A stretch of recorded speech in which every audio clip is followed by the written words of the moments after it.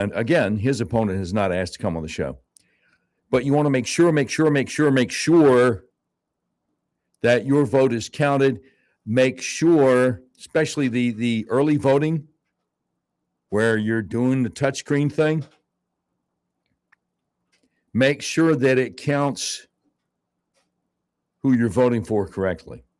Can't stress that enough.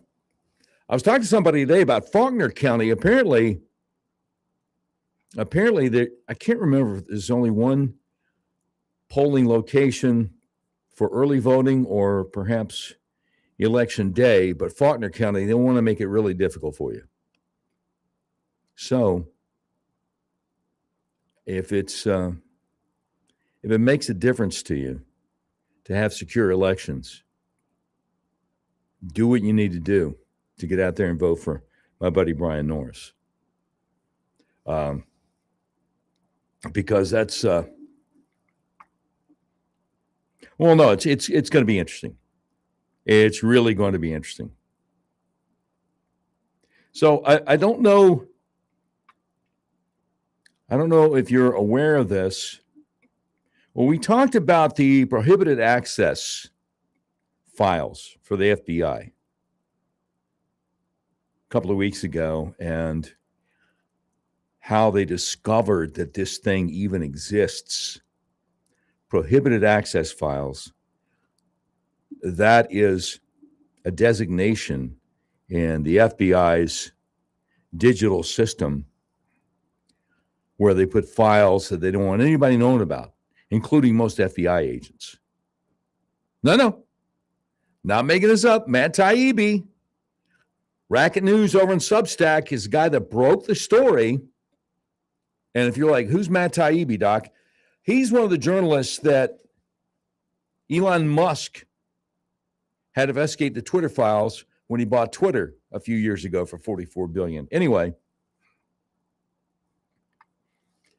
part of the way prohibited access filing on FBI's digital system was discovered was somehow Senator Chuck Grassley figured out, or was brought to his attention, that the FBI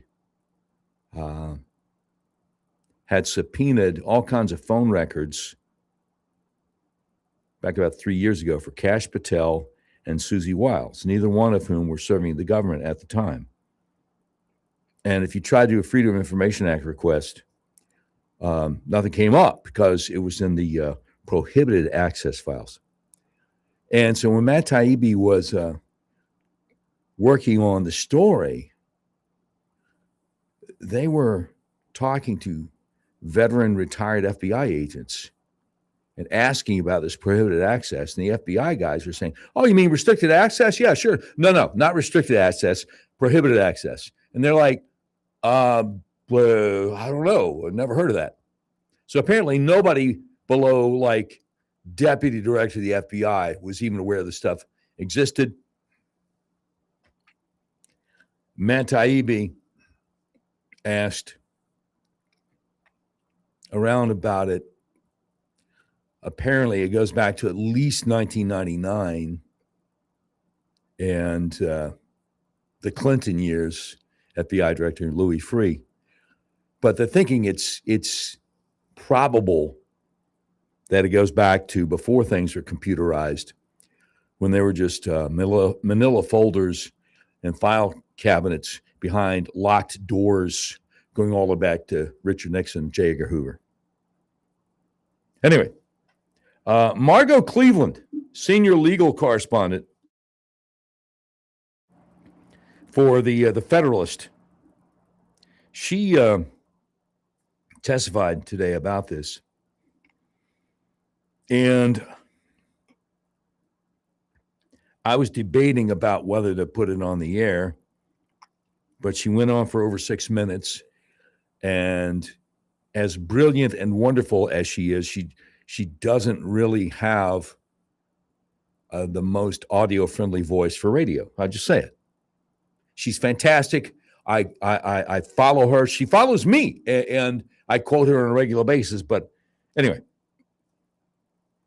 Senior legal correspondent for the Federalist, Margot Cleveland, said using prohibited access to bury records is a huge due process violation. Jack Smith and his team must be held accountable. Now, the guy Kevin O'Leary, the Shark Tank guy, he was testifying today too. And Margot Cleveland is saying out there on X, so after the hearing, O'Leary wanted to explain restricted access to me. And I said, no, it's prohibited access. And he's like, I've never heard of that. She says, well, that's exactly the problem.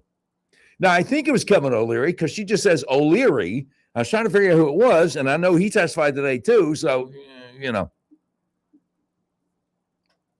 And if somebody says, no, you knucklehead, it was this O'Leary guy from the FBI, then I'll stand corrected. But since Kevin O'Leary also testified today, that's what I'm going with.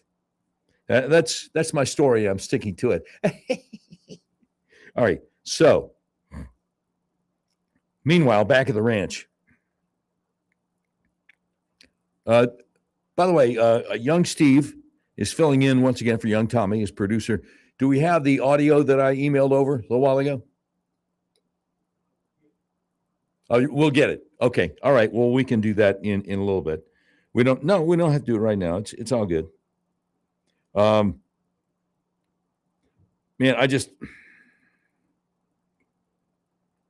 I got to tell you. So here's another one. Our buddy Scott Jennings, who does a live radio talk show on the Salem stations, including 101.1 The Answer. He's also one of the very few conservatives over on CNN. Now, I know what you're thinking. If I mention CNN, you might be thinking, oh, that cable liberal propaganda channel that we used to see in the airports, is this still in the air? Yeah, oddly enough, yeah. Wait. You mean I can get CNN on my TV at home? I don't just have to go to the airport? Yeah. Strangely enough. Anyway. So Miles Taylor, former DHS chief of staff under the Trump administration in the first term, who turned out to be, well, let's just say he left his employ, the Trump administration, under unsavory conditions. He claimed he's actively participated in high-level conversations with leaders of other countries. And Scott Jennings is like, wait, what? What am I hearing right now? The great Mark Thiessen, former speechwriter for George W. Bush, not nearly as moderate, much more conservative than W. He's on Fox on a regular basis. He said, this explains why Miles Taylor went after Scott Jennings, because he embarrassed him on live TV for falsely claiming that he's ever had a high-level conversation with an ally. Taylor was a low-level staffer at Department of Homeland Security who lied about being a senior Trump administration official to get a book deal. He was a nobody then. He's a nobody now. Sad and pathetic. So that's why they put him on CNN, right? Because if you're a lib, CNN will believe whatever you say. If you're a lib, CNN will believe whatever you say. I love this guy. I follow this guy over on Twitter, C3C3. He's got a picture of Bob Woodward and Carl Bernstein.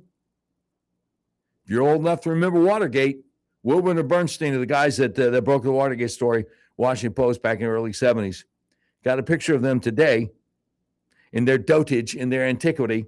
He says, silver alert, two elderly men that claim every fake scandal President Trump is accused of is worse than Watergate, but are now totally missing for Jack Smith and the Biden administration targeting and spying on political enemies during Operation Arctic Frost. I got to retweet that. That's pretty good. Yeah, that's pretty good. Oh, by the way, CNN now just confirming that their own reporting was absolute excrement after they spent nearly the entire day yesterday accusing Trump of lying about Iran talks. Wolf Blitzer, of all people, on CNN. Here's the quote. We're now learning from a senior Iranian source that there has been an outreach between the U.S. and Iran. Okay, now wait a minute. Haven't we blown up just about everybody? Who could this senior Iranian source possibly be? And I mean, these guys are afraid to get on their cell phones. And they're certainly afraid of checking their beepers if you catch my drift. So, the old saying, the left hand doesn't know what the right hand's doing. I mean, you're looking at Iran. I mean, but no, I just find humor in it. And Wolf Blitzer having to eat crow. If I may use that term of present company. Yes, R.E. Fleischer, also formerly with the federal government, Republican administration, says CNN and much of the mainstream media are more willing to believe Iran's lies than what Trump says. This is not healthy. We happen to be at war with Iran, yet many reporters trust Iran first. No wonder we're so split as a country. If you hate Trump, you want to always find him wrong, no matter what, when, or where. CNN owes its viewers and the rest of the country an apology. Well, yeah, but good luck getting that.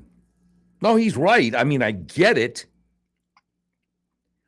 But good luck on that. All right. We've got a lot of audio for you and a horrifying update on the Joe Kent story. Does Joe Kent really want Charlie Kirk's alleged murderer to walk? It's beginning to look like it. The reporting is out there. No, Schellenberger broke it. Another one of the journalists from the Twitter files. No, we'll get to it. There's so much going on today. It's going to be 6 o'clock, and the show's going to be over before you even know it. Doc Washburn Show continues on Little Rock's premier talk station, 101.1 The Answer.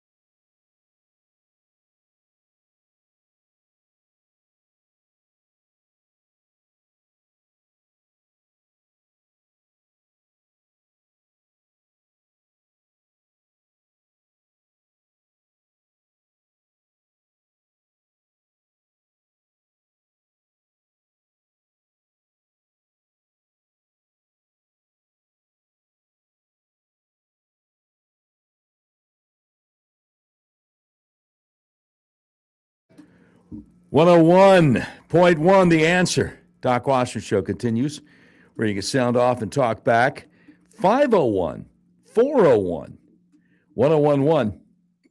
So, in case you didn't realize what causes Islamic jihadists to want to kill the rest of us, in case you weren't aware of this, in case you got this old-fashioned idea that, well, I mean, the Quran says smite the infidel on the neck and tie him up and, cut off their, fingers and all this kind of stuff. Tucker Carlson says you are way off base, buddy, way off base. Here's what Tucker Carlson says. And you notice, like in ISIS or Al Qaeda or like the Muslim extremists, they're all from like collapsed, pathetic societies dominated by colonial powers. They've been degraded, and that's why they're so angry, right? So there's something about being degraded that turns you into a violent nutcase extremist. You're seeing a lot of violent nutcase extremists in our country. Not surprising, because the country's being degraded. Oh, okay. So in that case, ISIS and the other Muslim jihadists turn into violent nutcase extremists because their countries were degraded. And I guess we had 4 Islamic Jihad attacks in the U.S. The first half of March this year because the Muslims who came here from somewhere else are upset that the USA is being degraded. Let the record reflect, if it please the court, let the record reflect that Tucker Carlson doesn't always make sense. But whoever is on the video with him is apparently paid to just sit there and nod approvingly like, yeah. All right. Speaking of Islam, Pete Hegseth, Secretary of War, has some thoughts about Islam himself, and I think he might make more sense than Tucker Carlson.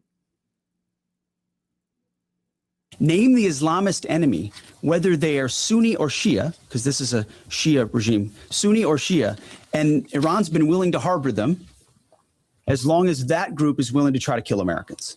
So the enemy of their enemy has been their friend as well in the Islamist world. So Iran, whether it's Iraq, whether it's Afghanistan, whether it's around the world, has been targeting Americans. And what they wanted in this context, and what President Trump would not tolerate, is a regime of that nature being closer and closer to nuclear capabilities.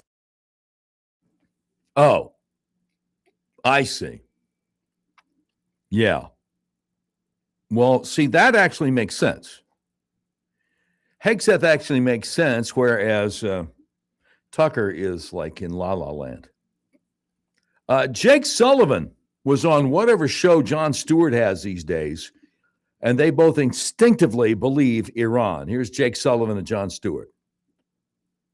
Trump comes back, there is actually an opportunity to do a deal because he's the guy who pulled out. And just a few days before we started bombing Iran, the Iranians put a proposal on the table in Geneva that went a long way towards resolving the nuclear issue.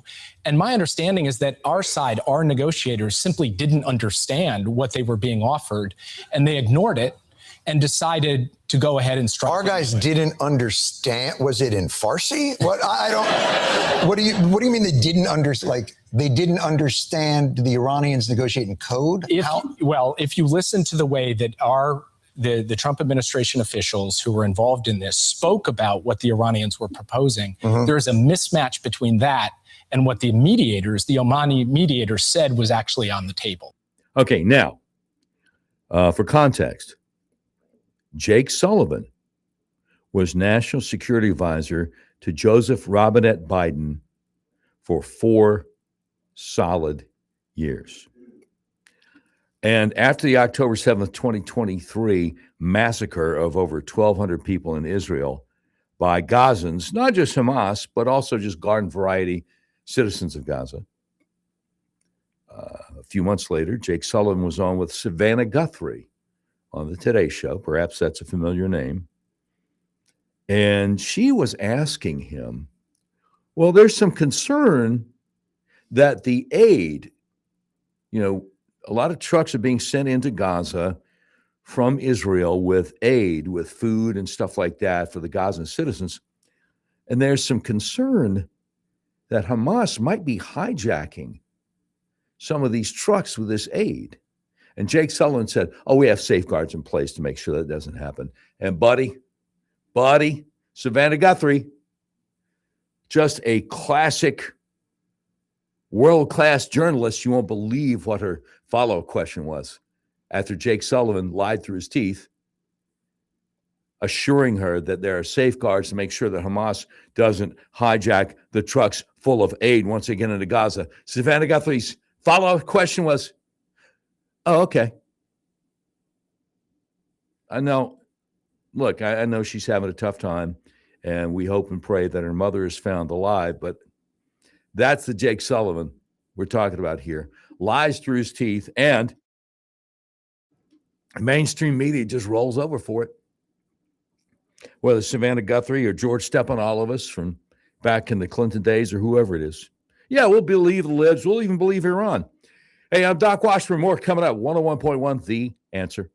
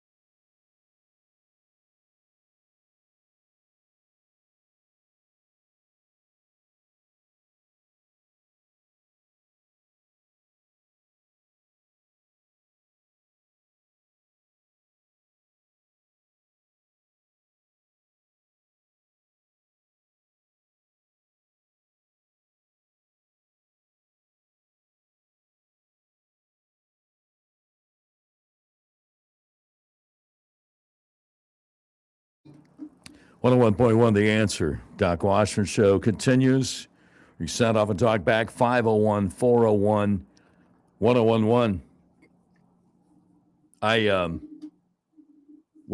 We got some breaking news here. That's right. We're the talk radio show that gives you breaking news. U.S. Senator Eric Schmidt, Junior U.S. Senator Eric Schmidt from Missouri, breaking just a few minutes ago. He says, we just won Missouri versus Biden. As Missouri's Attorney General, I sued the Biden regime for brazenly colluding with big tech to silence Missouri families, censoring the truth about COVID and the Hunter Biden laptop and the open border and the 2020 election. They tried to turn Facebook, Twitter, YouTube, and the rest into their private speech police, labeling dissent as misinformation while they pushed their narrative on the American people. Yeah, they did. I mean, back when I was between radio gigs and I was just doing the podcast thing, I interviewed a guy about the COVID vaccine. Ed, can't remember his last name. He was a finance chairman for RFK Jr.'s run for president when he was still in the, it'll come to me. Anyway, YouTube said, nope. You can't post anything on YouTube which calls into question the COVID vaccine. You're going to have to delete this. You're suspended. Edward Dowd, that was a guy's name, because he lived in Hawaii. And by the time the scheduled interview happened, we were talking about the Maui fires too. But anyway, YouTube was like, no. You're not allowed to question the COVID vaccine on YouTube of all places, which is almost like a public utility. My wife was shocked when I told her a few years ago, well, you realize YouTube is not the only place on the internet to watch videos, right? She's like, what are you talking about? I thought it was. Oh, no, there are other places. Anyway,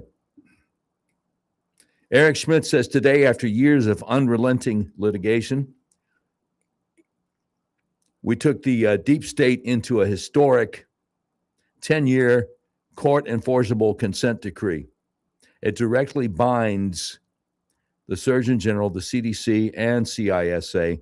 No more threats of legal, regulatory, or economic punishment. No more coercion. No more unilateral direction or veto of platform decisions to remove, suppress, deplatform, or algorithmically bury protected speech. Missouri struck first, and Missouri won big.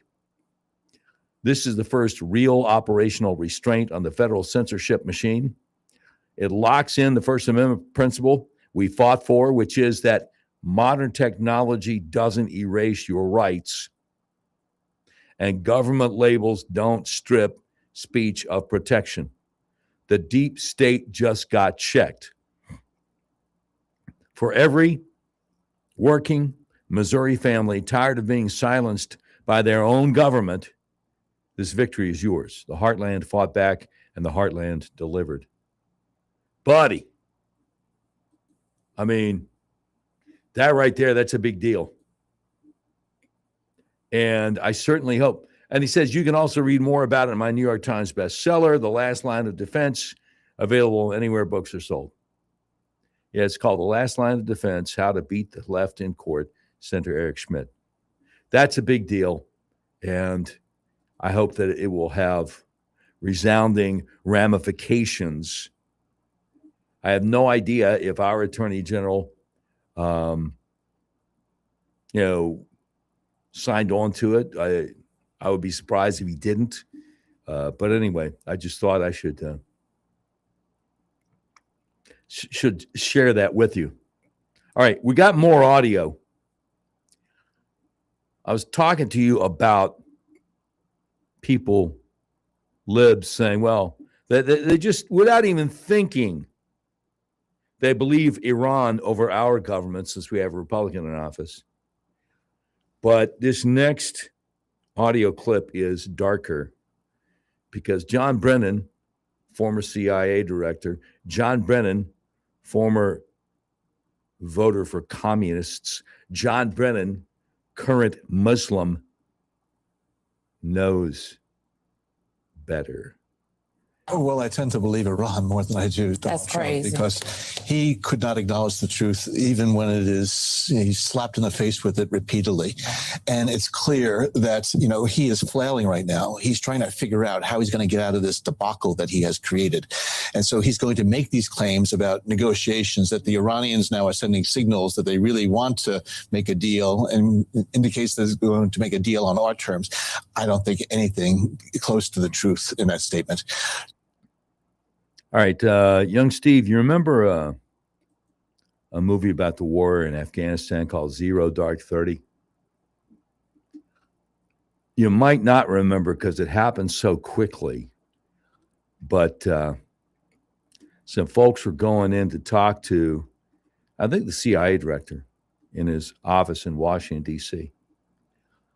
And the guy who looked like Brennan was getting up off of his Islamic prayer rug in his office.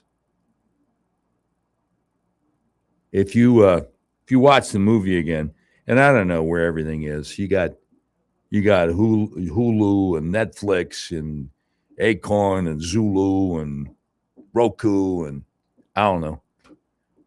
Zero Dark 30. Yeah, the guy getting up off his prayer rug. Fascinating. Anyway, of course, Brennan's going to tell you to trust Iran.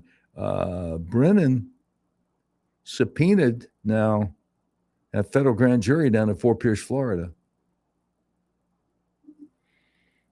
No. I always give the disclaimer these days, quote, and nothing's ever going to happen, unquote. So if and when it does, if and when he is indicted as part of an overarching conspiracy, Kash Patel's words, not mine, a long-running Russia coup attempt, whatever, then at least you'll know, well, Doc didn't think it was going to happen either. How about that? Because I was telling you all through last fall, well, John Solomon says federal grand jury, middle of January 2026, and all these people have been subpoenaed, and, But after a while, you get tired of being patient. Anybody remember the TV show Friends? One of the guys is one of the actors was a guy named David Schwimmer, and we got a clip of him. I don't know where he was talking, but he's very concerned about what is going on, and here's why.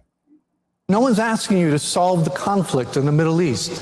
Just say that you stand with your Jewish friends, colleagues, and neighbors against hatred and discrimination. Say that what's happening on our college campuses and in our schools and to Jewish-owned businesses is totally unacceptable.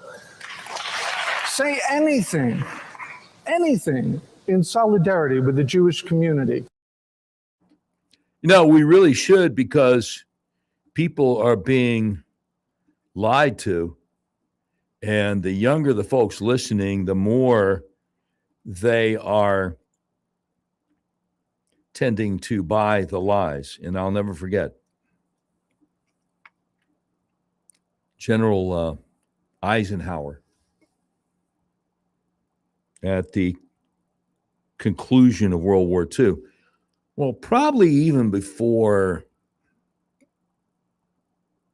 Hitler put the gun in his mouth in the bunker. But when they were rolling into the concentration camps, and Eisenhower was saying, I want all this stuff filmed, because it's going to come a day when people are going to raise up and say this never happened. I want as much evidence as possible. You know what I'm saying? So, but we are over 80 years removed from that now. And so you got people out there like Tucker Carlson, platforming people who say it didn't happen, platforming people like this Daryl Cooper guy who claims to be a historian saying we wound up on the wrong side of World War II. Saying Hitler was a good guy and Churchill was a bad guy.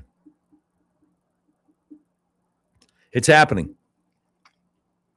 And so we need to stand up for the truth. Even when people say, oh, you're a daggum Israel firster, I'm American first. Well, you got Tucker Carlson out there now saying we need to share power and influence with China. Do you know that? Tucker's not American first. He seems to be doing the bidding of whoever is willing to pay him. Now we got one more audio clip here. I remember when Joe Scarborough was a Republican congressman who passed for a conservative out of Pensacola, Florida, District 1. I actually interviewed him by phone one time when I was doing talk radio in Panama City. And now he's out there lying about the Save America Act. So let's roll that one. Not only does Mika not know where her original birth certificate is, which under the SAVE Act would get her kicked off the voters' rolls, and then she'd have to come back and re-register, and she would find out on election day that she could not vote. Yeah. Well, Mika never changed her name, though. Mika still goes by her maiden name. You know what I'm saying? So Tucker's lying through his teeth, and he knows it. Not Tucker, Joe Scarborough. Well, a Freudian slip. May as well be Tucker, right?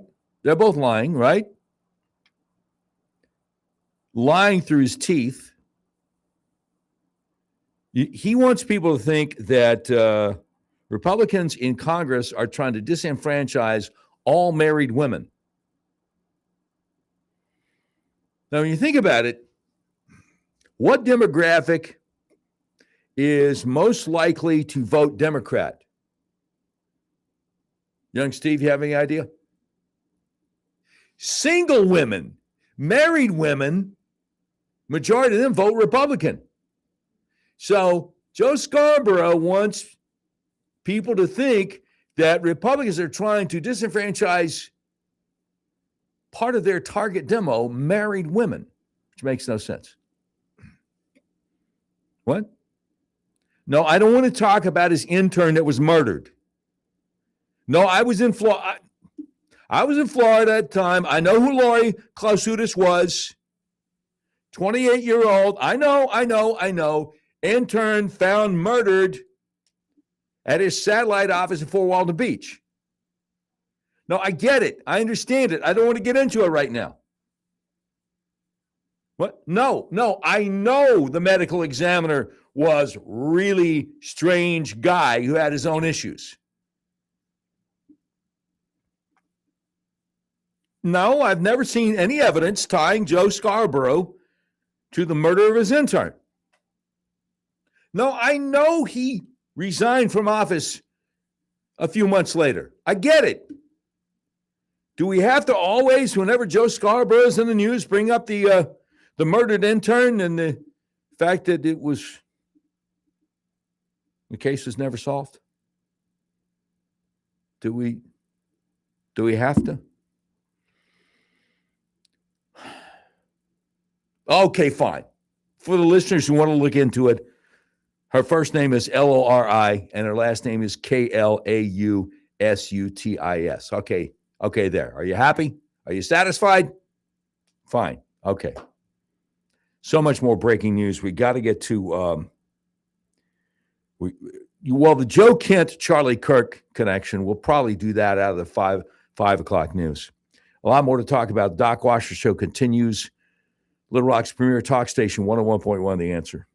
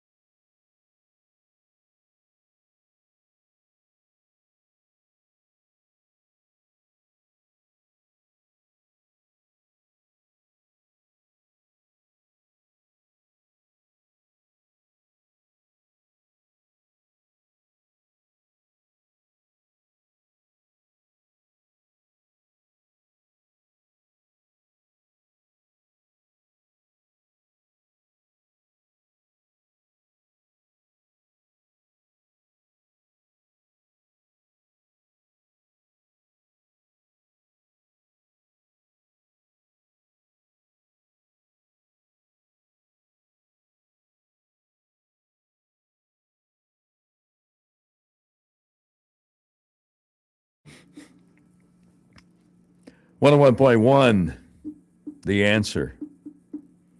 Doc Washburn Show continues. Sound off and talk back 501-401-1011. All right, I got a confession to make. Something I learned from Rush Limbaugh. He would use Bo Snerdley, his call screener. He eventually called him the program observer. He would use Bo Snerdley, and they would have an off-air conversation on the air. So you'd hear Rush, but you wouldn't hear Bo Snerdley. And Rush would make a statement about something, and he would be like, oh, really? Oh, so that's the way you look at it. Okay, yeah. Well, and regardless of whether he's actually having the conversation with Snerdley or just using it as a device because he wanted to get some stuff out there, it worked either way. And I was talking to young Steve during the break. He said, one time I was listening, and I guess Rush maybe had his headphones a little bit too close to the microphone because you could just barely hear Snerdley's voice, and he was actually talking to him. And yeah, I think I heard that too. So let the record reflect that before the break, when I was talking about Joe Scarborough's murdered intern from back in the day in the early 2000s, he's still a member of Congress, during the break, young Steve was looking at me with wide wonder saying, buddy, I never heard about that one. I'm like, yeah, I know. I was just kind of. No, listen to me. What I just confessed does not leave these four walls, okay? This is completely off the record, officially. Sundance over at the conservativetreehouse.com has breaking news. Senators Chuck Grassley and Ron Johnson released 30 pages of documents today outlining how the Jack Smith investigation, Arctic Frost, was used to capture records of former Trump administration officials, in addition to information showing how Jack Smith was collaborating and strategizing with D.C. Judge James Boasberg in advance of the subpoena submissions, literally strategizing how best to target Donald Trump. There's something even more interesting in the release. Many people have wondered why FBI Director Kash Patel seems compromised since he took office. Well, the FBI subpoena into then civilian Kash Patel highlights the extent of the FBI operation as it gathered background intelligence that could be used for blackmail and leverage over the eventual FBI director. So let's see. Grand jury subpoena attachment for any and all accounts associated with the following identifiers. Provide the following records from October 1st, 2020 through February 22, 2023. Subscriber information, names, including subscriber names, usernames, and screen names, addresses, including mailing addresses, residential addresses, business addresses, and email addresses. All call detail records, including but not limited to detail records for inbound and outbound calls, text messages, direct contact, and, direct connect and voicemail messages, length of service, including start date and types of service utilized, means and source of payment for such service, including any credit card or bank account number and billing records, telephone or instrument numbers, including MAC addresses, electronic serial numbers, mobile electronic identity numbers, mobile equipment identifier, mobile identification numbers, subscriber identity modules, mobile subscriber integrated services, digital network number, international mobile subscriber identifiers, or international mobile station equipment identities, records of session times and durations, and the temporarily assigned network addresses such as Internet Protocol, IP addresses associated with those sessions, other subscriber numbers or identities, including temporarily assigned network addresses and registration internet protocol addresses, including carrier-grade NATing addresses or ports. In lieu of personal appearance, you may comply with this subpoena by providing the requested documents in electronic format to Jamie R. Garman, Special Agent, FBI. Buddy. So Sundance at this point quotes the great Hans Monkey, who said, it didn't just ask for Kash Patel's phone records. It asked for everything he did from 2020 to 2023. Just to name a few, they requested all usernames and screen names, every address and email, complete billing and payment details, including credit card and bank account numbers, every device ID, and a full log of every call, text, and voicemail, showing who was contacted, when, and for how long. They also obtained all internet session data, including the exact IP addresses. So this wasn't just about who Kash called. It was basically a complete view of his entire life, mapping his daily routines, travel, finances, and even tracking the specific hardware he used. In short, they got a full digital shadow of his life. Sundance, over the conservativetreehouse.com, says, yep, that's how the FBI operates. That's how the FBI establishes leverage against anyone they view against their interests. Now, does the activity of FBI Director Kash Patel look a little differently with hindsight? Here's the part where the internal DOJ discussions reveal the Jack Smith prosecution team coordinating and strategizing with D.C. Circuit Court Judge James Boasberg and Judge Beryl Howell. And he's got screenshots for this stuff too. Good grief. But we're not going to have time to get into it before the top of the hour news. So again, if you want to find out more, theconservativetreehouse.com. And I'm going to try to remember to link to this on my social media. More coming up.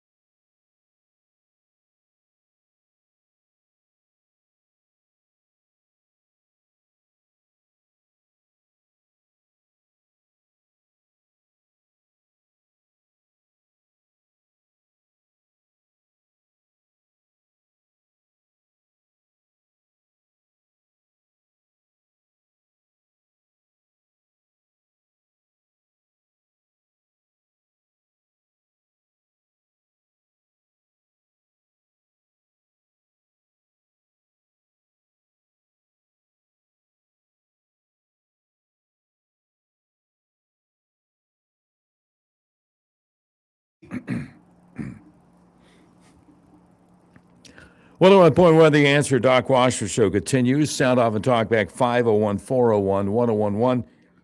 We're going to have to attack this Joe Kent, Charlie Kirk story because nobody else in talk radio is talking about it, apparently, as far as I can tell. Michael Schellenberger, whose claim to fame, I mean, some people have heard about him going way back, but his claim to fame as a journalist was he was one of just a handful of journalists that Elon Musk trusted to investigate the Twitter files when Elon spent $44 billion buying Twitter and changing it to X. Michael Schellenberger has a news platform over on Substack that is simply called Public. And he's got a new article today. It's not very long, but buddy, it's very troubling. The title of the article, Joe Kent says he would testify in trial of Charlie Kirk's alleged assassin. The former director of the National Counterterrorism Center, Joe Kent, says that the FBI did not properly investigate the assassination last fall of conservative leader Charlie Kirk. Joe Kent told Public, quote, the FBI was pretty forceful in saying we couldn't investigate further. I saw no action being taken, unquote. Tyler Robinson confessed to killing Charlie Kirk in a text message and a note to his transgender identified romantic partner. His defense team may now be able to use Joe Kent's allegations that the government is suppressing evidence and did not do a proper investigation to their advantage. Joe Kent said he knew that he might be called as a witness before he made his statements that a, quote, foreign nexus, unquote, may have been involved in Charlie Kirk's assassination. Joe Kent said, and I quote, I was definitely warned of that over and over again. If I end up having to play that role, then I'll do it. It's not something I'm seeking, unquote. Oh, I think you are, Joe. Yeah, with no due respect, Joe, I think it is a role you're seeking, Joe. He wants a gig on MSNBC, is what I think. Anyway,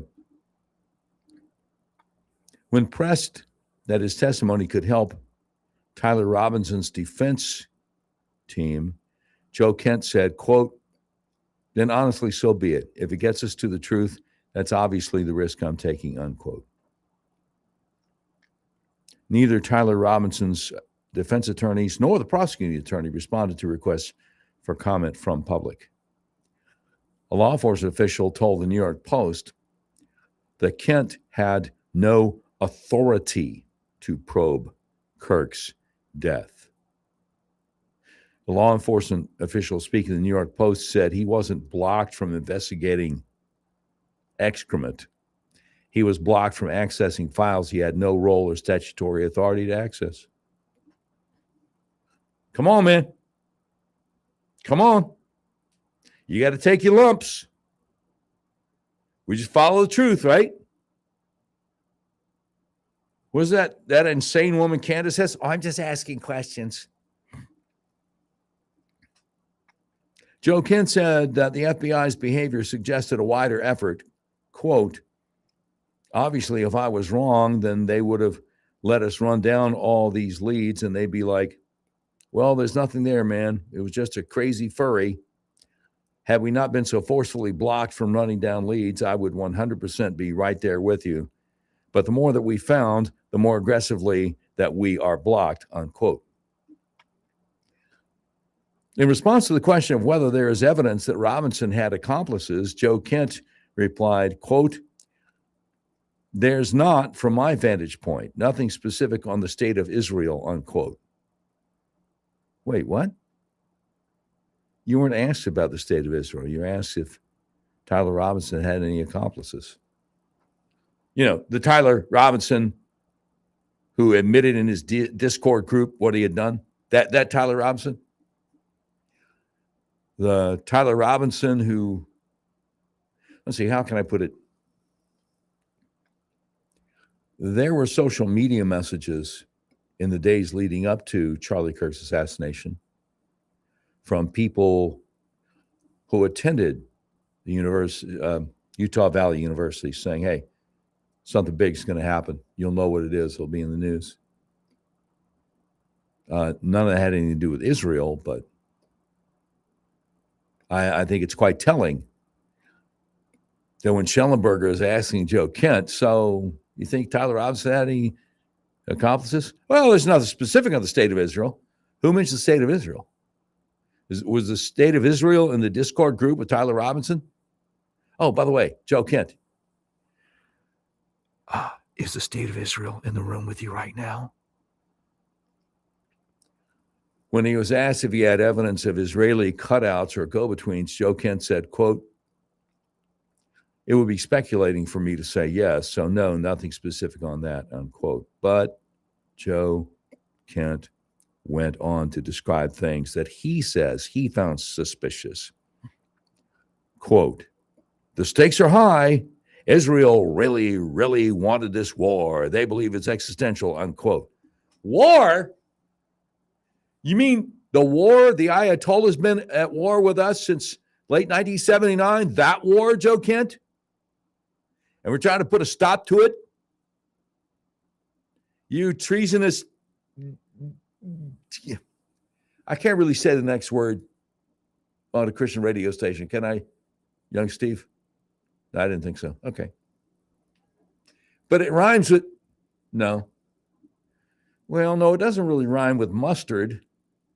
I mean, unless you take the last syllable and ignore the first. Now I'm just getting hungry. You know, and I didn't mean to get off on this tangent here, but once I tried those Chicago style dogs, I'm like, well, that's the way you should make a hot dog. You put some mustard and some kraut, maybe and some of that celery salt on there. Buddy. Ketchup? Come on, man. No, listen to me. Chicago knows how to make dogs. New York knows how to make pizza. Are we clear on this? He won't even look at me now. I didn't mean to offend. I'm sorry. I know you're originally from Louisiana, so they got a whole different thing going on down there. And I love my Cajun cooking. Well, you know how you can tell when you're getting into Cajun country, right? People start saying, so, how's Bayou? Anyway, meanwhile, back at the ranch, Michael Schellenberger over at Public says Joe Kent expressed skepticism that Tyler Robinson shot Kirk without accomplices. Quote, the lone gunman part always struck me as a bit odd. I've been in combat and I've done a lot of shooting. The shot that Robinson took, if that was indeed how Charlie was killed, I don't think it's an easy shot. And Robinson, I know videos of him messing around with guns, but he didn't seem very familiar with that gun from the stuff that I've read. And the FBI still has under lock and key, unquote. If that's not one of the most ridiculous things I've ever read in my life. I have seen plenty of comments from people who shoot all the time who said that's not a hard shot to make. Got a clear line of sight. That rooftop is pretty close by, et cetera, et cetera. Schellenberger continues, Robinson's romantic partner was a transgender identified man. And Robinson said in text messages that he killed Kirk because he, quote, had enough of his hatred, unquote, which is remarkable because I've seen video of a transgender identifying woman, woman who claims she's a man, stepping up to the microphone at one of these college events that Charlie did. And he could not have been more polite, more compassionate to what she was struggling with. So Tyler Robinson believed the big lie, I guess.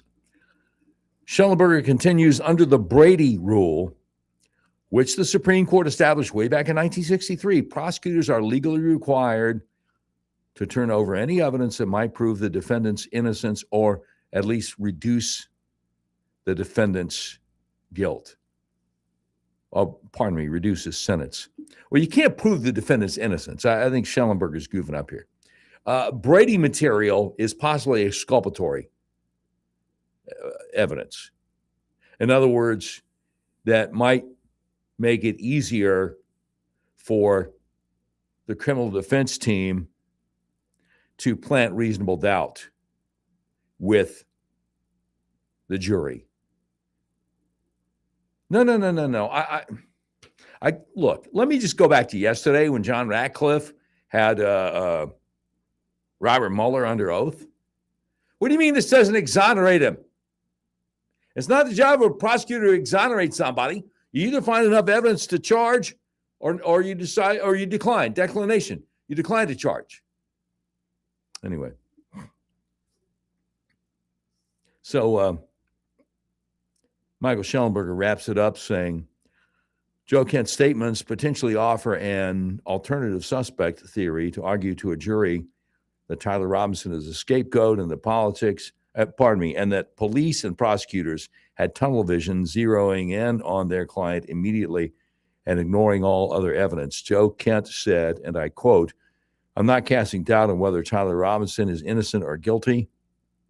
I'm saying we were not allowed to examine any foreign links to the assassination of Charlie Kirk, unquote.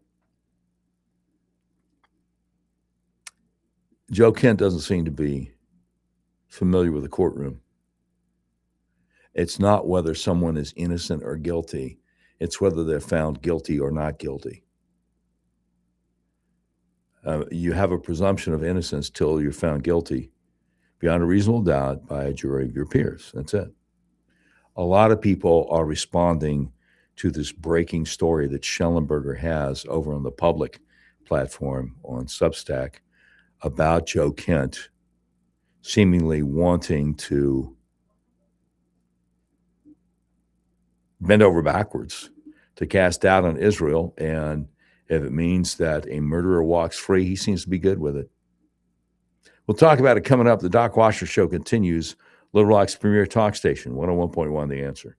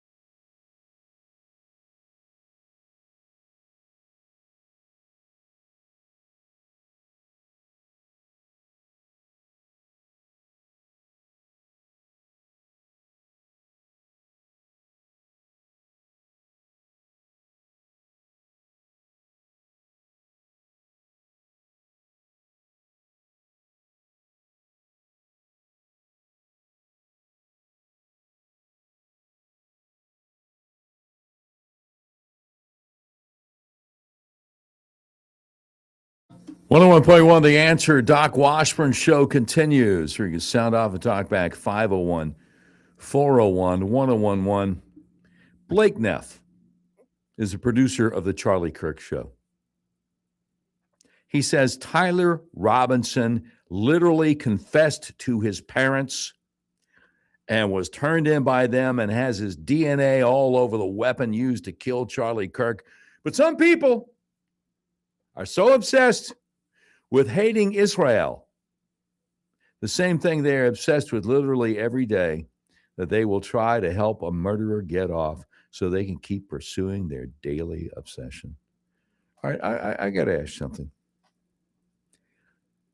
As director of the Counterterrorism Center of the federal government, which is an agency under the auspices of the Department of Homeland Security, who vetted this guy, Joe Kent? Who vetted him? Was that Tulsi's job? If so, somebody really fell down on the job. Let me tell you something else. Joe Kent, a few years ago, decided, you know what? Even though I was a Democrat up until a few minutes ago, I'm going to run for Congress as a Republican. I'm going to challenge the incumbent Republican Congresswoman for this district in the state of Washington in a primary. So he defeated her in what was thought to have been a safe Republican district and got beat in the general election by the Democrat, and then ran 2 years later and got beat by the now incumbent Democrat. And Trump bent over backwards to try to help the guy out because he was a veteran and all this kind of stuff. But he's a bad guy, in my humble opinion, and you're entitled to it. The great Victor Davis Hanson, who used to go on Tucker Carlson's show on Fox News Channel on a regular basis once a week for years, and now doesn't recognize Tucker Carlson, says, Joe Kent honorably served the United States during his 11 deployments to combat zone to the Middle East. Now, however, he has betrayed President Trump, the man who helped him have a political career as the director of the National Counterterrorism Center after 2 failed congressional campaigns. Victor Davis Hanson explains that on his daily podcast. This is insane. No, a lot of people are commenting on it. Now we know why Joe Kent was leaking. Here we go. I didn't mention this yet. I'm going to put it out there right now. Now we know why Joe Kent was leaking information to Candace Owens. It was all about getting Charlie Kirk's murderer to walk free. Tyler Robinson admitted to killing Charlie Kirk and was turned in by his own parents. This scumbag Joe Kent and Candace Owens want Charlie's murderer to walk free. This is beyond evil. I don't even know what this is. Joe Kent belongs in prison. Buddy.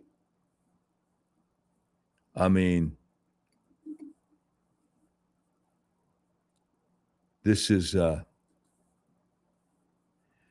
pretty strong right here.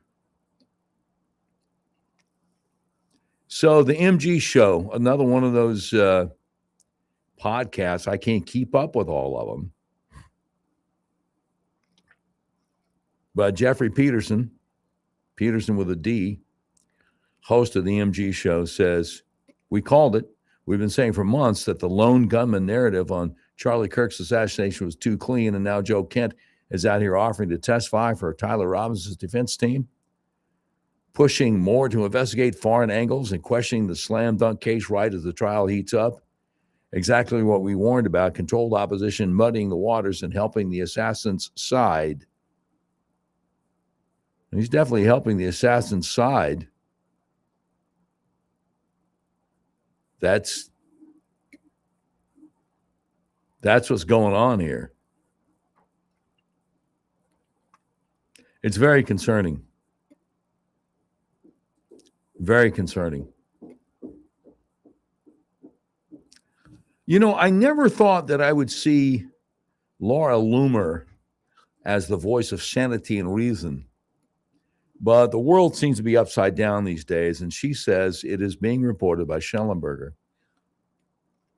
that Joe Kent agreed to contact Tyler Robinson's legal defense team and said he would testify in support of Robinson, the man who assassinated Charlie Kirk. She says, I called it absolutely diabolical. I said Joe Kent was aiding Tyler Robinson's defense and jeopardizing the trial. Joe Kent is so obsessed with blaming Israel that he is now aiding Charlie's assassin because he wants to push the lie that Israel killed Charlie Kirk. You know, I probably need to get the audio from some of these videos. I've seen videos of Charlie not too long before he shot explaining what a danger, what a threat Islam is to the United States. But they don't want that getting out, do they? No, I don't think so. Kaneko the Great Substack. He says somebody in government leaked Candace Owens and Thomas Crook's dossier in September. Somebody in government leaked Candace info about Charlie's rental car being auctioned in December. Candace said the counterterrorism agency confirmed it had received her text messages about French assassins threatening her in December. Mitch Snow claimed Joe Kent, the director of the National Center Terrorism Center, vetted him for Candace's show, claiming that Erica Kirk was at a U.S. military fort in December. Unbelievable. Unbelievable to me. Who vetted Joe Kent for the gig? That's what I want to know. I hope Trump's finding out about it. I'm Doc Washburn. More breaking news coming up on 101.1 The Answer.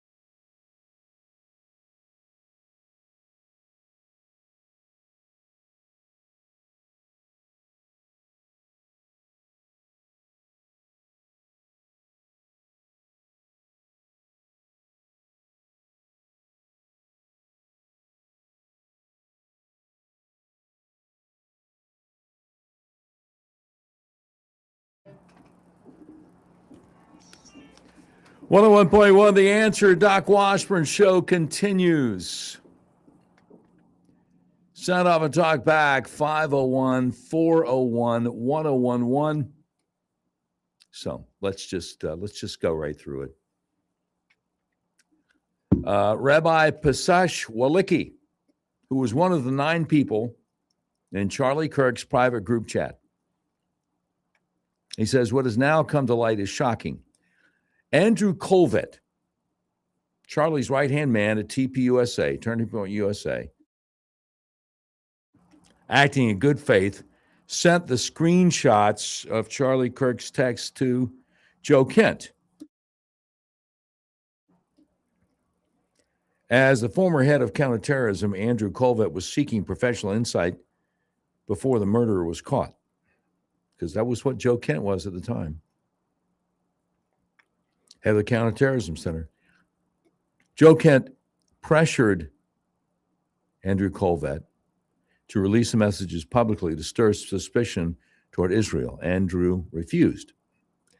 The very next day, Candace Owens coincidentally had obtained and posted the exact same text messages and pushed the false narrative that Charlie Kirk was killed by Israel. That dangerous lie has been completely disproven, yet the damage was done. We now know that Joe Kent, although a war hero turned failed politician and known leaker, deliberately leaked those texts from Charlie Kirk to Andrew Colvett to Candace Owens. Joe Kent, driven by his anti-Israel agenda, his desire for headlines, and recent influence from his new wife with Russian and anti-Israel ties, chose to betray trust and fuel ugly division. He is also now stating he will testify in defense of Tyler Robinson, Charlie's murderer. Along with Tucker Carlson and Candace Owens, he is using clickbait and conspiracy theories stemming from a national tragedy to promote his own selfish agendas. And then he thanks Aaron Mullen, host of the Aaron Mullen Show podcast on Salem Network, for hosting him and being a voice of truth and reason among so many who are spreading propaganda. Man, oh man, oh man, oh man. Now, speaking of Blake Neff, producer of the Charlie Kirk Show, he's responding to something Laura Loomer said. Now, Laura Loomer is out there saying, the reason why the Israel-obsessed crowd is desperate to protect Tyler Robinson is because the Jew-hating crowd is affiliated with Nick Fuentes, and Tyler Robinson was most likely a groyper. His social media and even his writings on the bullet suggest he was a groyper.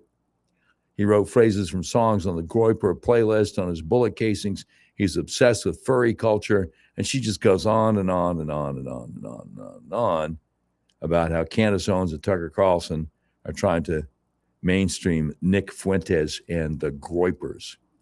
So Blake Neff says, I am kindly asking everyone on all sides of the Israel issue to stop obscuring the fact that my friend and boss was murdered by a radical left-winger who killed him because of his view on the transgender issue.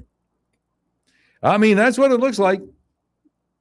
Presumed innocent to proven guilty in a court of law beyond a reasonable doubt, but we're not in a court of law.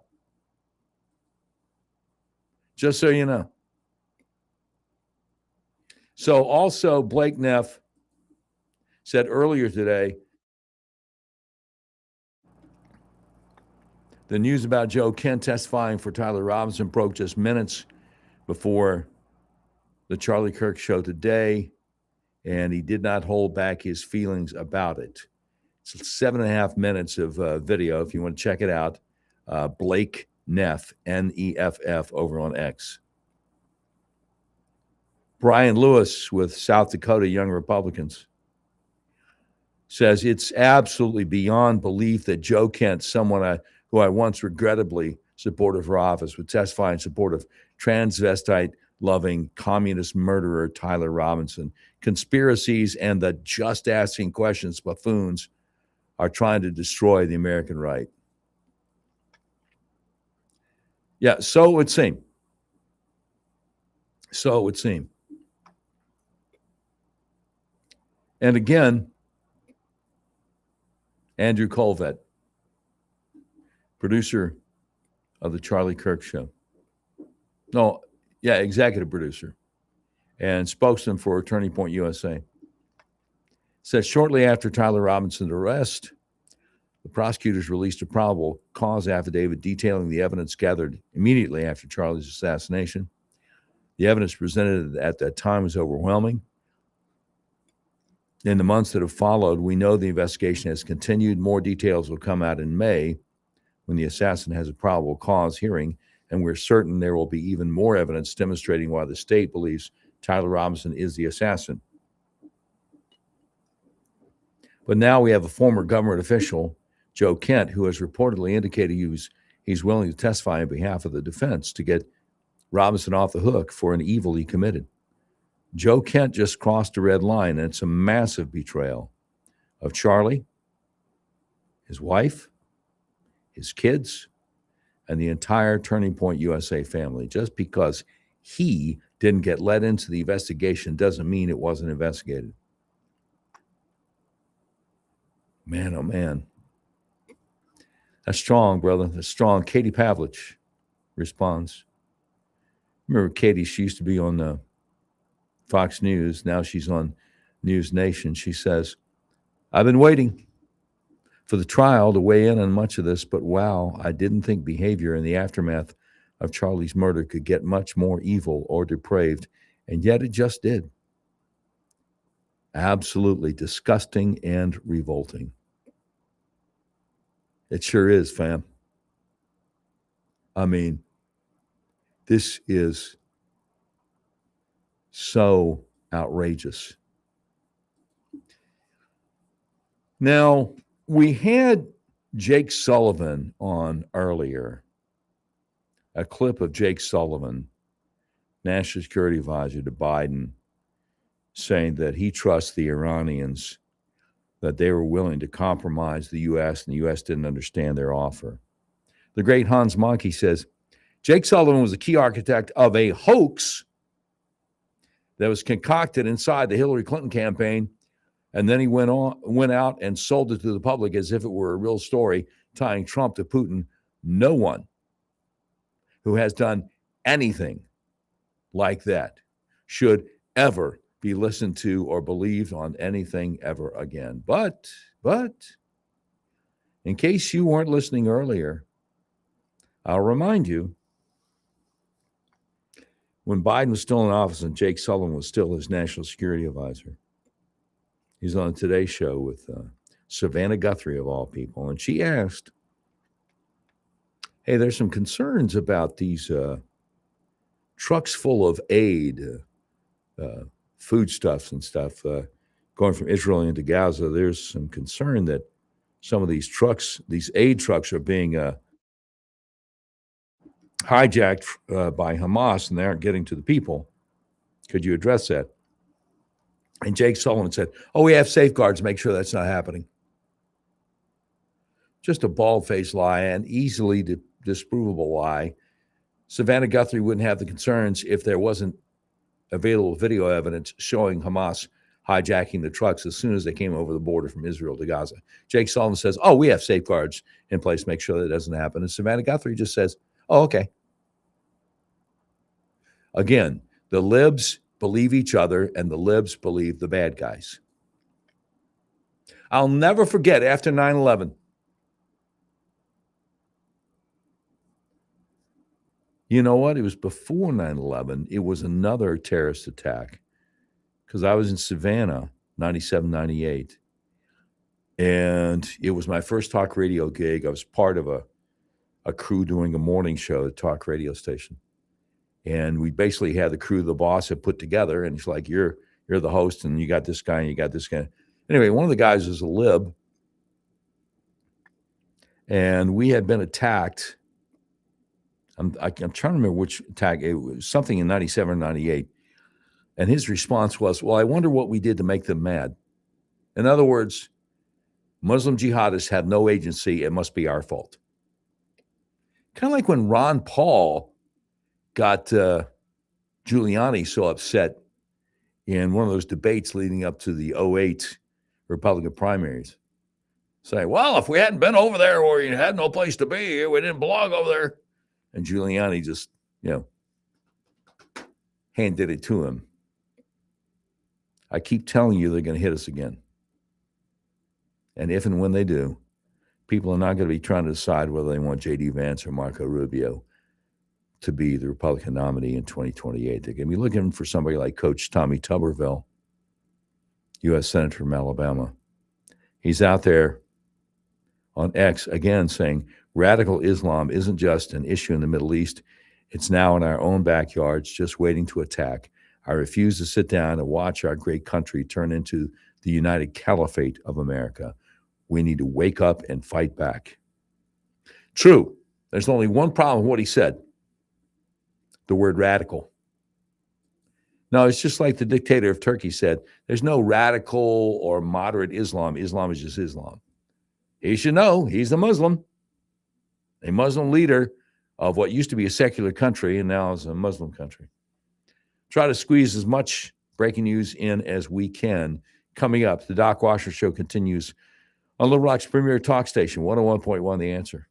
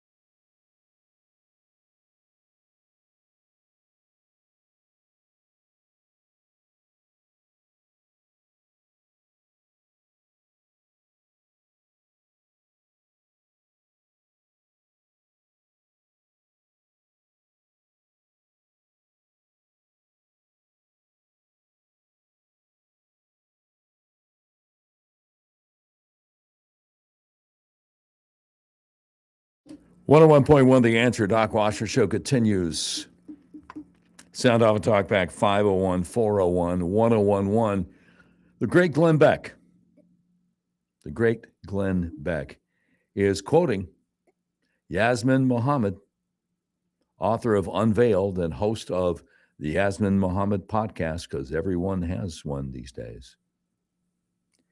And Yasmin Mohammed told him, you'll find Iranian people on social media telling us over and over again that the way Zohran Mamdani, the new mayor of New York City, is speaking is exactly the way the first Ayatollah was speaking in Iran before the 1979 revolution. I interviewed my buddy Robert Spencer, who wrote the book about Mamdani. He tried to warn everybody. But what are you going to do? There's an update from Mossad commentary.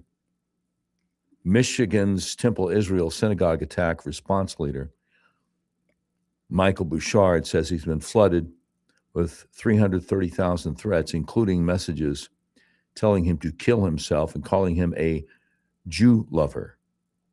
After defending the Jewish community, he was targeted with anti-Semitic abuse and false portrayals online. He says it's rampant out there, and apparently we struck a nerve with a lot of folks. If you target our Jewish community, we're going to stand in front of them to protect them.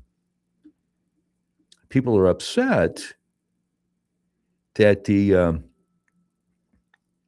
jihadist who drove his truck into the synagogue with the pre-K wasn't able to kill any small Jewish children. That really upset them. He drove all the way from Dearborn Heights. Or should I say Dearbornistan? Yeah, so it turned out that Allah wasn't all that Akbar after all. Who knew? Well, I'll tell you who knows now. Ayman Mohammed Ghazali. He had, firecrackers and gasoline, kerosene, what all in his car. And he slammed the car into the synagogue. And he had a gun, of course, at least one, maybe more. But the car apparently, there was an explosion and caught on fire, so he shot himself. And immediately, he stood before God. Hey, you know who's standing before God? Speaking of which, before I ran out of time, because I almost forgot to share this with you, a guy named Kermit Gosnell. Kermit Gosnell, the abortionist who was the worst serial killer in American history, died in prison yesterday. He was serving a sentence for some of those murders. He was the guy who was, he would do abortions on like full-term babies and joke about it. There was a movie about him called Gosnell. I think Dean Cain, the Superman guy, was in that movie. Anyway, so, the Bible says, absent with the body, present with the Lord. So a lot of people don't understand. They think, when the bad guys die, that they get, that Satan says, hey, we got a place for you here in hell. No, that's not how it works. John 3:36 says that the wrath of God remains on the unbeliever. It's not a temporary thing. Nick Searcy is the guy who directed the movie Gosnell. Andrew Clavin wrote the screenplay. Dean Cain played the guy who stumbled upon the situation. What happened was, I guess they were selling drugs at his abortion clinic, and they were trying to figure out where the illegal drugs were coming from. They didn't even know it was an abortion clinic. Young Steve was shaking his head, yes. Did you see the movie? It was fascinating. And Nick Searcy, he's a really sharp conservative actor. And I interviewed him a while back. He did a January 6th documentary. Trying to remember. He was in, Nick Searcy was in that Justified, right? That show that was on cable all those years. Yeah, really sharp guy. Yeah, I know. He was in Days of Thunder and The Prince of Tides and Fried Green Tomatoes and all that stuff, but really sharp guy. He got to fill in for Rush once. How many of us would have given our eye teeth? Anyway, I'm Doc Washburn. The great Dave Ellswick is up at 7:06 in the morning, and I'll see you at 4:06 tomorrow, God willing, right here on Little Rock's premier talk radio station. None other than 101.1, The Answer.